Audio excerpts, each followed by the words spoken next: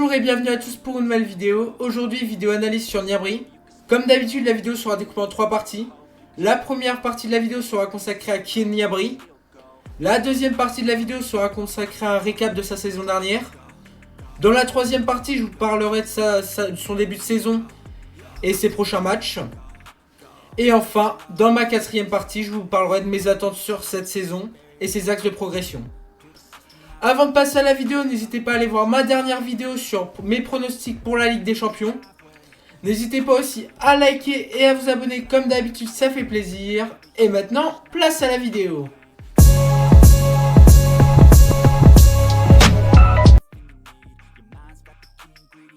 Serge Gnabry est un attaquant international allemand né le 14 juillet 1995 à Stuttgart. Il a longtemps été considéré comme l'un des ailiers les plus explosifs et dangereux d'Europe, capable de marquer et de créer des occasions à tout moment. Il a commencé le football très jeune à Stuttgart, avant de rejoindre l'Angleterre, où Arsenal a flairé son talent immédiatement, à seulement 16 ans. Mais à Londres, malgré quelques promesses, il n'a jamais vraiment eu sa chance. Après rater à Bromwich, a même failli freiner sa carrière.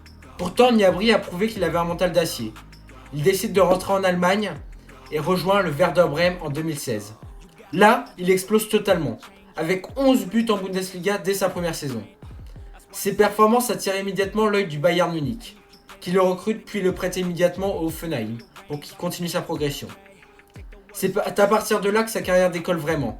Au Bayern, il devient titulaire indiscutable, enchaînant les buts, les passes décisives et les performances XXL sur la scène européenne. Serge Gnabry est un joueur polyvalent et imprévisible, et c'est ce qui fait sa force. D'abord sa vitesse et son explosivité.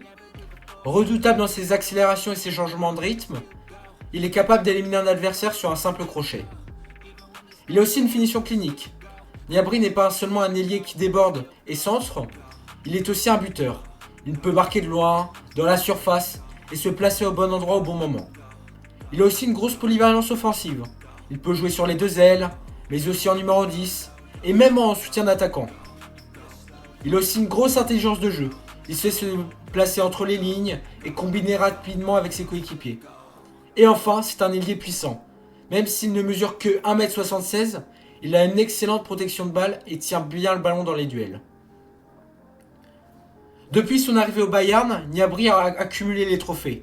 5 Bundesliga, 2 Coupes d'Allemagne, une Ligue des Champions en 2020 où il a marqué 2 buts en demi-finale contre Lyon, sans oublier plusieurs supercoupes nationales et internationales. En équipe d'Allemagne, il s'est rapidement imposé comme un attaquant très efficace, avec plus de 20 buts en sélection. Il affiche des stats impressionnantes pour un ailier, confirmant son statut de joueur de classe mondiale.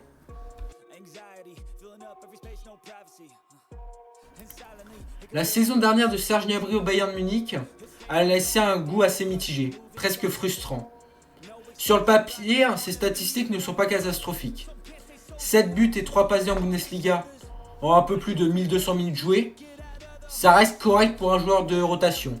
Mais ce n'est clairement pas au niveau attendu d'un élément censé être une alternative crédible au poste de titulaire. Quand on connaît le potentiel et l'expérience de Gnabry, vous pouvez espérer beaucoup plus. Surtout dans une saison où le Bayern avait besoin de profondeur de banc. Le vrai problème, c'est que Gnabry doit assumer le rôle de remplaçant de luxe derrière Michael Olise et Jamal Musiala. 2 joueurs devenus indiscutables dans le secteur offensif bavarois. Mais dès en ces moments où on attendait de lui qu'il élève son niveau de jeu, il n'a toujours pas répondu présent. Oui, il a marqué quelques buts importants, mais dans le contenu de ces matchs, on a souvent senti un manque de régularité, parfois même un manque de dynamisme.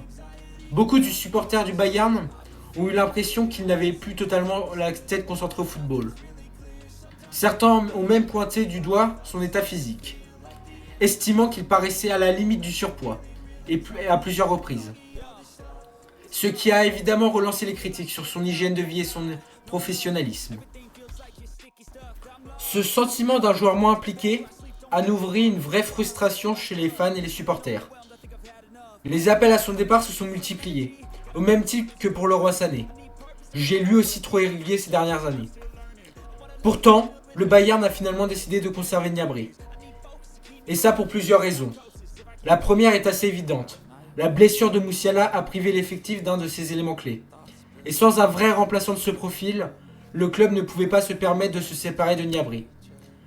Le second, c'est que malgré ses difficultés, il garde une certaine expérience et une capacité à débloquer un match grâce à son flair offensif.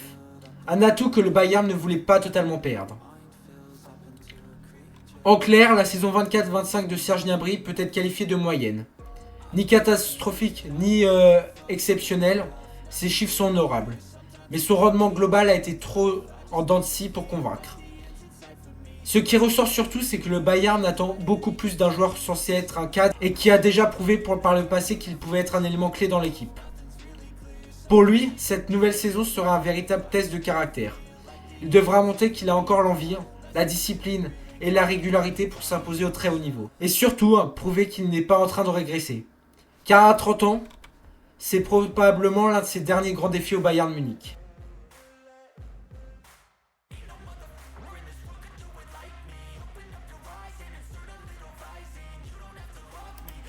Le début de saison de Serge Gnabry est franchement très encourageant. Utilisé principalement en numéro 10 pour pallier l'absence de Jamal Musiala, je rappelle blessé, il a su saisir sa chance et montrer qu'il pouvait encore avoir un rôle important au Bayern. En seulement 2 matchs de Bundesliga, il a déjà marqué 2 buts et délivré une passe décisive. Mais au-delà des stats, c'est surtout son influence dans le jeu qui a été impressionnant. Plus mobile, plus tranchant dans ses prises de balles, il semble avoir retrouvé une partie de sa confiance et de sa fraîcheur. Beaucoup de projecteurs se sont braqués sur Michael Olise et Harry Kane en ce début de saison. Tant ils enchaînent les performances XXL, mais il ne faut pas oublier que Gnabry fait aussi partie de cette domination collective du Bayern. Personnellement, je le trouve même plus intéressant que Luis Diaz, qui occupe le côté gauche. Ce qui prouve qu'il est loin d'être mis de côté. Avec un rôle plus axial, il a davantage de liberté. Et cela lui permet de participer à la construction et se projeter vers le but avec efficacité. En sélection, pendant la trêve internationale, l'histoire a été différente. L'Allemagne a montré un visage inquiétant et globalement très décevant. Pourtant, malgré ce naufrage collectif, Gnabry a été l'un des rares joueurs à tirer son épingle du jeu. Même s'il n'a pas réussi à lui seul à renverser les cours des matchs, il a su rappeler qu'il pouvait rester un joueur capable d'apporter du danger et de faire les différences dans un contexte difficile. Le programme de Gnabry est tout simplement chargé, comme souvent au Bayern. Et il va devoir confirmer son bon départ. Le 13 septembre, retour en Bundesliga, avec un match contre Hambourg. Le Bayern voudra absolument s'imposer pour conserver sa place de leader. Et Gnabry sera très attendu pour confirmer ses bonnes prestations. Ensuite, place au grand rendez-vous. Le premier match de Ligue des Champions, contre Chelsea. Un duel qui s'annonce palpitant. Car non seulement c'est l'un des chocs de la phase de groupe, mais c'est aussi une énorme opportunité pour Gnabry de prouver que son retour en forme n'est pas seulement un coup d'éclat. Autant dire que les prochaines semaines seront déterminantes pour lui. Si Gnabry réussit à maintenir son niveau actuel, il pourrait bien devenir un joueur indiscutable dans la rotation, et même postuler à une place de titulaire dans les gros matchs. En résumé, Serge Gnabry a bien lancé sa saison.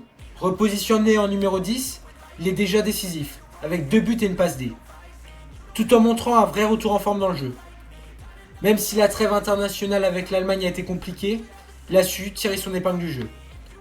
Désormais, un calendrier intense l'attend, avec Hambourg en Bundesliga, puis Chelsea en Ligue des Champions.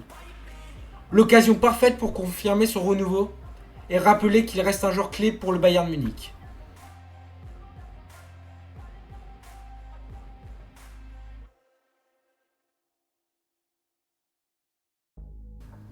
Pour moi, cette saison sera décisive pour Serge Gnabry. On le sait, ces dernières années, il a souvent déçu à cause de ses blessures, d'un manque de régularité et parfois même d'un manque de discipline physique. Mais aujourd'hui, il a une vraie opportunité. Montrer qu'il peut revenir un joueur important du Bayern. Ce que j'attends de lui, c'est qu'il retrouve sa meilleure version de lui-même. Ce qu'on a connu de lui ces dernières années, où il enchaînait buts et performances en Bundesliga comme en Ligue des Champions. Il doit aussi installer une vraie concurrence avec Musiala et Olise. Je ne dis pas qu'il doit être titulaire indiscutable, mais au moins de devenir le backup de luxe capable de faire basculer un match. Le Bayern joue énormément de compétitions, et pour viser la Bundesliga et la Ligue des Champions, il faut une profondeur très solide. Si Gnabry parvient à revenir constant, il sera une arme précieuse dans la rotation, surtout avec un calendrier aussi chargé. J'attends beaucoup de lui en Ligue des Champions, parce que c'est dans cette compétition que les joueurs se révèlent. Jusqu'ici, il a montré des éclairs, mais rarement de la constance. Cette saison, j'aimerais vraiment qu'il devienne une solution fiable dans les grands rendez-vous, et pas seulement face aux petites équipes. Je rappelle aussi que son contrat se termine en 2026, ce qui signifie que le Bayern devra bientôt décider, prolonger ou le vendre. C'est donc probablement sa dernière chance de prouver qu'il mérite de rester. Côté axe de progression, il y a encore des points où j'aimerais le voir s'améliorer. Premièrement, ses dribbles. Il est capable de faire des différences, mais parfois il manque de régularité et de précision dans les 1 contre 1. Deuxièmement, son entretien physique. Il doit absolument retrouver plus de vitesse et de vivacité. On l'a vu à certains moments, il semble un peu lourd, et ça l'a handicapé dans son jeu. Enfin, il doit être plus clinique devant le but. J'aimerais vraiment le voir atteindre la barre des 15 buts toutes compétitions confondues, ce qui serait un signe fort dans son retour au premier plan. En résumé, Gnabry a toutes les cartes en main. Il peut redevenir un joueur clé du Bayern Munich s'il enchaîne les bonnes performances, mais il doit absolument être plus régulier et discipliné. S'il réussit, il retrouvera la confiance des supporters, et surtout, il prouvera qu'il a encore sa place dans un club de ce standing. Voilà, c'est tout pour cette vidéo. Merci de m'avoir écouté jusqu'au bout, ça fait vraiment plaisir. Pensez à liker et à vous abonner et commenter pour me dire ce que vous pensez de ce début de saison de Gnabry et de son avenir au Bayern Munich. On se retrouve mercredi pour une prochaine vidéo. Et comme d'habitude, ciao!